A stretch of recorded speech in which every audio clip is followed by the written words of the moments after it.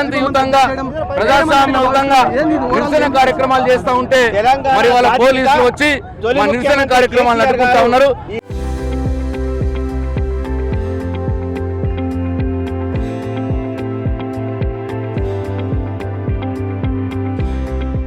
నేను అడుగుతా ఉన్నా, ఈ ఎస్పీ గారిని సిపి గారిని నేను అడుగుతా ఉన్నా, ప్రజాస్వామ్యంలో ప్రతిపక్షాలకు శాంతియుతంగా నిరసన తెలిపే హక్కు లేదా? మరి మా గొంతు నొక్కేస్తారా అని చెప్పి నేను అడుగుతా ఉన్నా.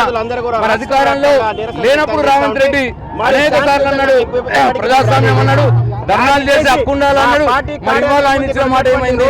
ఇవాళ ఆయన మంత్రులు ఆయన కుటుంబం కుంభకోణాలలో ఇరుక్కొని దండుపాలెం బ్యాచ్ లాగా దోచుకొని తిట్టా ఉన్నారు రాష్ట్రం మీద.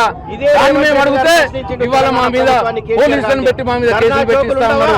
నేను ఈ సందర్భంగా ముఖ్యమంత్రి రేవంత్ రెడ్డికి హెచ్చరిస్తా ఉన్నాను, మీరెన్ని కేసులు పెట్టినా, మీరెన్ని ఎంత వేధింపులు చేసినా, చివరికి కేసీఆర్ గారంటి గొప్ప నాయకుడిని, తెలంగాణ తెచ్చిన నాయకుడిని అవమానం చేసినా మేము వెనుకకు పోయేది లేదు. మీ పెట్టే బెదిరింపులు భయపడేది లేదు. తప్పకుండా మీ కుంభకోణాలను బయట పెడతాం. మీ చేతగాని తనాన్ని మీరు హామీలు ఏదైతే అమలు చేస్తలేరో మీ వెంట local to global news at your fingertips. మీ చేతిలో ఒక ఆయుధం. Download Raw TV app. Media legend Ravi Prakash is back.